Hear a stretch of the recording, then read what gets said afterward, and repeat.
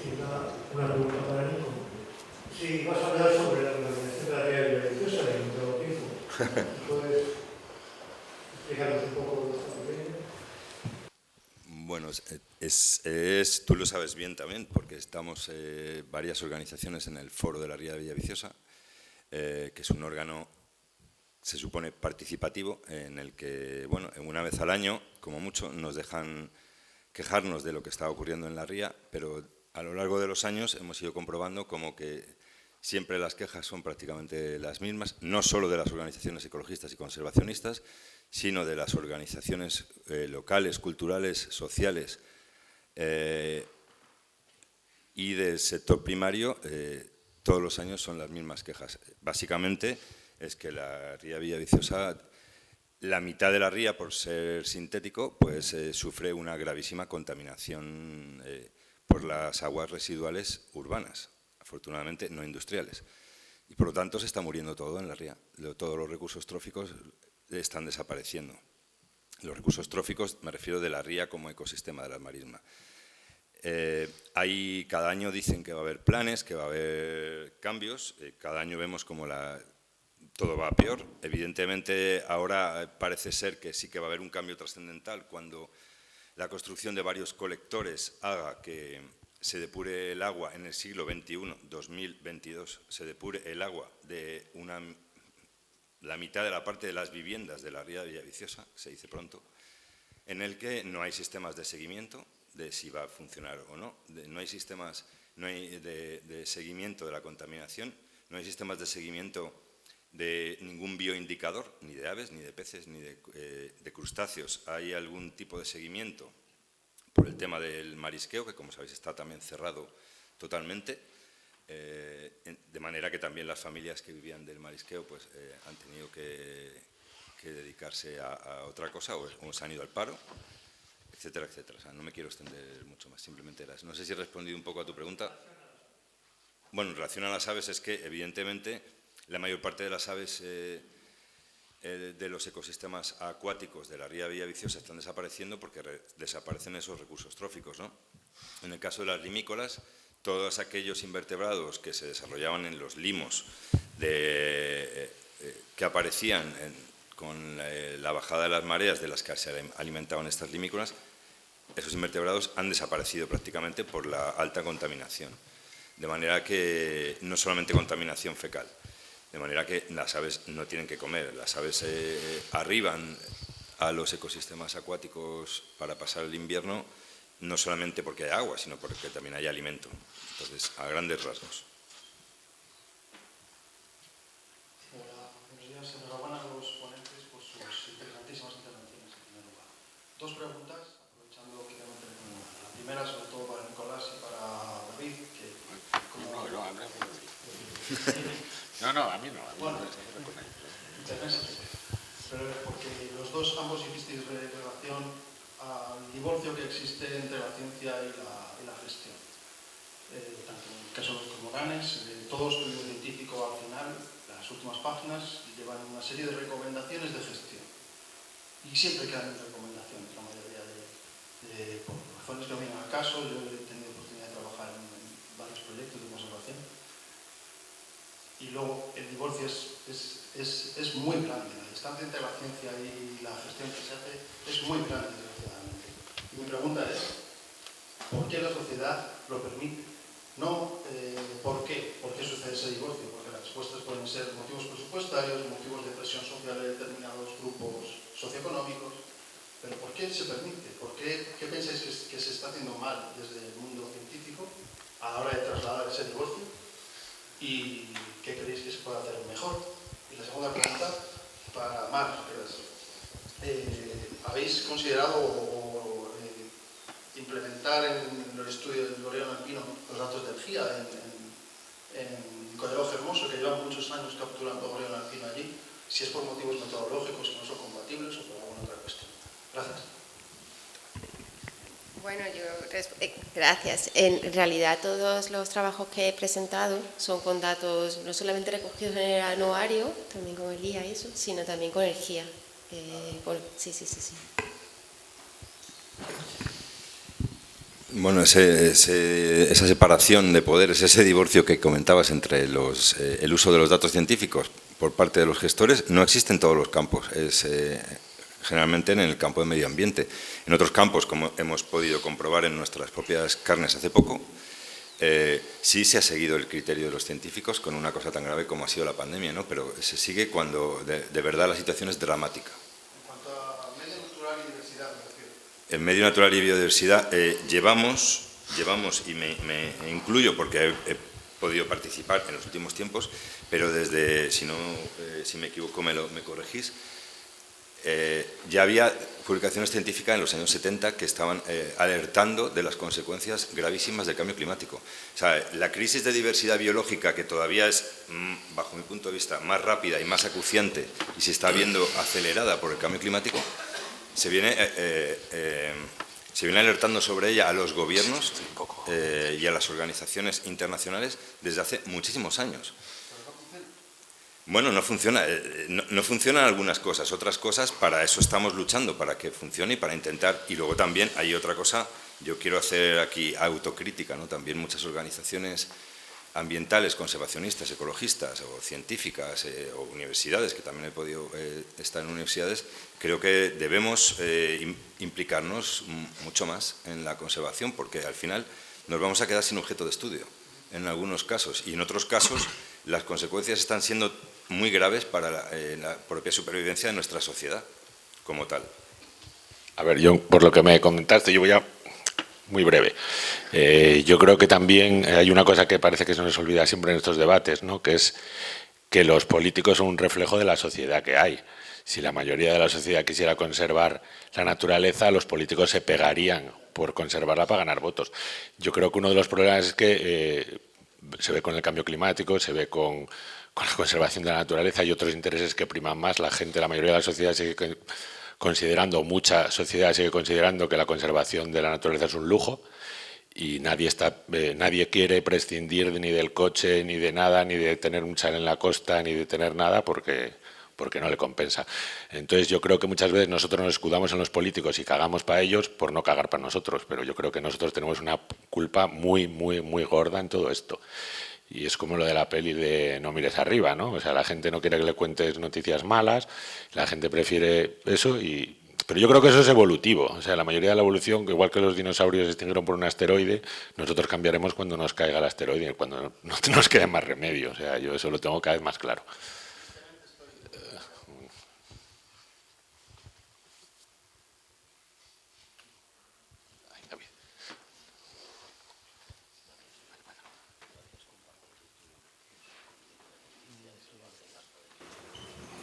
Hola, yo voy a hacer dos preguntas. Una para Marco, que me quedé con una duda. En primer lugar, hablaste de esa articulación que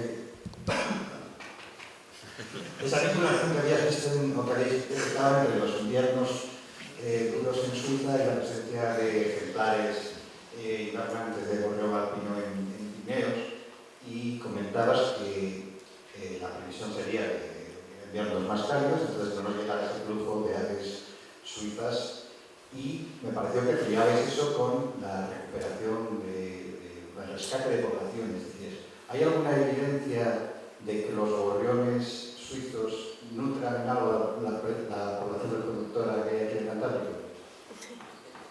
¿O no entendí nada? No, a mí me encanta esa pregunta, que va, ojalá.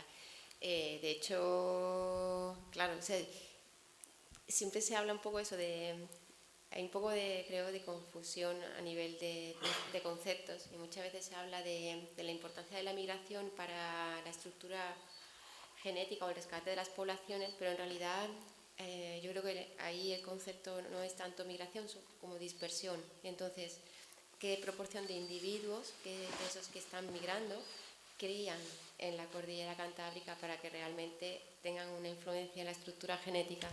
Y de momento no hay absolutamente ninguna evidencia, pero ya te digo, no la hay, no porque no la haya, es que es muy difícil recoger esos datos de campo.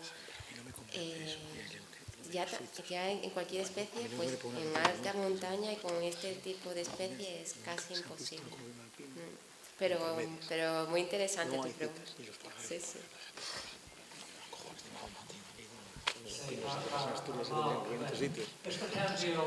tamaño de los gorriones no es sorprendente os ha sorprendido. Bueno, esa serie temporal era de 100 años y el cambio en realidad de la longitud del tarso, si tú miras la pendiente, no es muy marcada. De todas formas, son cambios que, por ejemplo, en otras especies, como puede ser la... Hoy estoy fatal entrenando. Dani, ayúdame.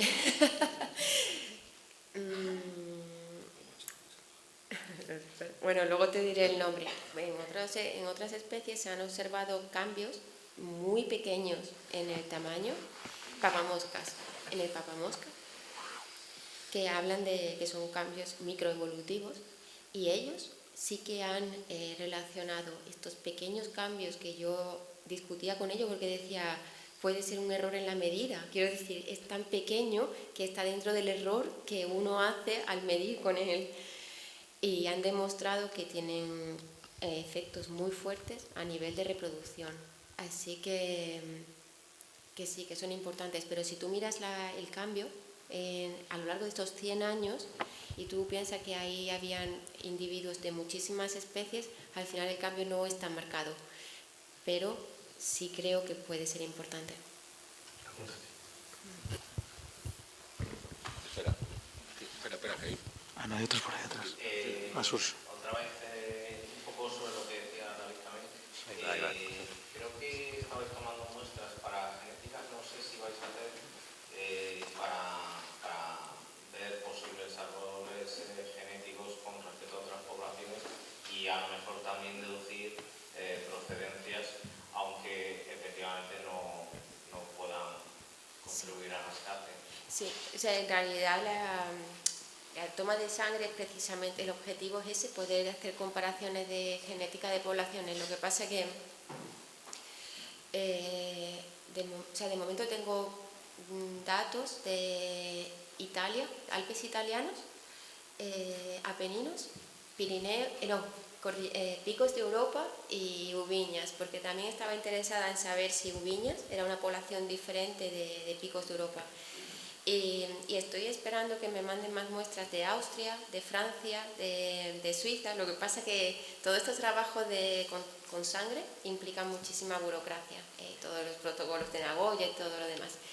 Entonces, de momento estoy un poco luchando entre burocracia y toma de datos, pero bueno, los primeros resultados sí que cuando los miras gráficamente me dicen que Picos de Europa y Ubiñas es una misma población, que ya para mí es una sorpresa porque en Picos de Europa está, como decía, está el GIA, que ha anillado muchísimos gorriones durante muchos años, y yo ya tengo bastantes gorriones también y nunca hemos detectado, o sea, yo nunca he cogido un gorrión de los anillados por el GIA ni el GIA de los míos, pero genéticamente no se distinguen las dos poblaciones. Y sí que hay diferencias respecto, o sea, Alpes italianos y lo que he analizado de Suiza, que aún es poco, parece también que es la misma población y realmente geográficamente no tendría por qué separarse, y Apeninos sí que se queda bastante descolgada. Pero la idea sería eso, recoger mucha más información. Eso que comentas podría indicar dispersión, pero no movimiento regular. Sí, sí. Y también que, a ver, es que es una opinión personal todavía, quiero decir que es algo que me lo pienso yo, pero cuando llegan datos de, por ejemplo, un gorrión que ha sido anillado en Austria y de repente es observado en los Alpes franceses, ¿no?, a cientos de kilómetros, si miras de dónde procede, de Austria, pero fue anillado como joven en el nido y lo están observando en el segundo año de vida, por ejemplo. O yo tengo un gorrión que marqué aquí en Ubiñas como segundo año y también me lo recogieron en Pirineos franceses. Sí, en Pirineos franceses pues. Son jóvenes. O sea, yo todavía no tengo nadie me ha dicho nunca de un individuo adulto que se haya dispersado, o sea, que se haya movido, o sea, así que todavía no lo sé, si es de verdad migración o es dispersión. Yo tengo otra pregunta con esto de los gorriones, que siempre me ha llamado mucho la atención. Cuando publicasteis esto de que posiblemente algunos suizos o de Alpes llegasen a Asturias, y yo supongo que lo habréis tenido en cuenta, pero a vosotros nos parece un poco curioso que, aunque no sea una migración y sea una dispersión, ¿vale?, que entre Alpes y Asturias nunca haya citas de gorriones alpinos en zonas incluso de media montaña, costeras, como un ave que, al ser jóvenes, en principio los que se están dispersando, cualquier otra especie que yo conozco que hace una dispersión tan larga, aunque sea de forma irregular, alguno acaba viéndose en otro sitio, ¿no?, en alguna zona un poquitín separada.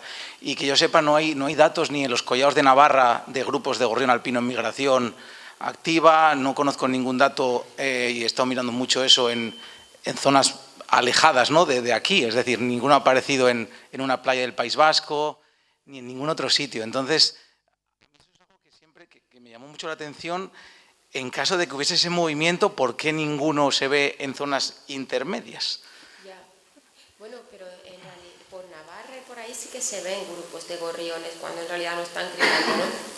En Indus, por ejemplo, hay observaciones de gorriones, porque tú te refieres a gorriones anillados o gorriones o sea, por un lado, ya comentas que el GIA anillado ha capturado muchos gorriones aquí en Asturias, o bastantes, vosotros y GIA.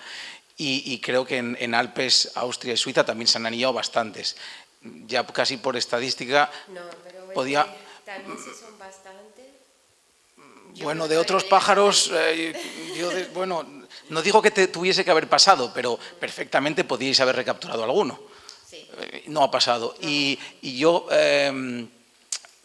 por ejemplo, en zonas de Cantabria o de Asturias, de media montaña, zonas bajas, País Vasco, zonas bajas, entre Alpes y Pirineos, en zonas bajas, no hay citas de gorrión alpino, ninguna. Entonces, ¿no creéis, al menos que es un poco curioso, que si hubiese esos grupos dispersándose tantos cientos de kilómetros, alguna vez no se viese alguno entre zonas así en el medio?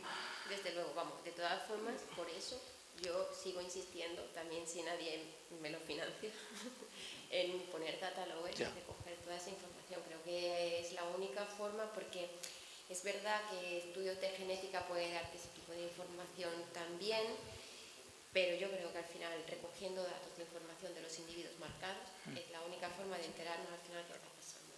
Así que yo creo que espero eso, que, bueno, convencer para que nos sigan dando la posibilidad de seguir este tipo de estudios. Pero bueno, a ver, empecé a marcar gorriones en Alpes italianos y este año ya he recogido las primeras informaciones de Datalogues y tampoco se van, se quedan siempre alrededor de los sitios donde los he cogido. Lo que pasa es que es verdad que ha sido un año, un invierno especialmente raro, muy templado, así que yo creo que estos gorriones se mueven cuando de verdad sienten la necesidad. Entonces todavía hay poca información para poder decirlo. Pero bueno, sí, vamos, que si fuese una cosa de verdad frecuente, tendría que haberse observado, ¿verdad? Como tú dices, en zonas medias, por lo menos de vez en cuando. Gracias. Bueno, no sé si hay más preguntas. De todas formas, nos pasamos un poco del horario. Ah, hay una de María ahí, espera. Bueno, una. Gracias. Solo una pregunta para Nacho. Las reuniones así científicas fuera de gente joven, las reuniones conservacionistas, normalmente estamos todos en la fase reproductora. Está hecho verte aquí y quería preguntarte, ¿podemos esperar a la gente de tu quinta? ¿Tú qué percibes en la Facultad de Biología de Cinematográfica? ¿Hay esperanza, hay afición, etcétera? Pues respondo rápido, pero... Pues la respuesta fácil es que no, la verdad que no veo mucha afición, la verdad. Soy el bicho raro.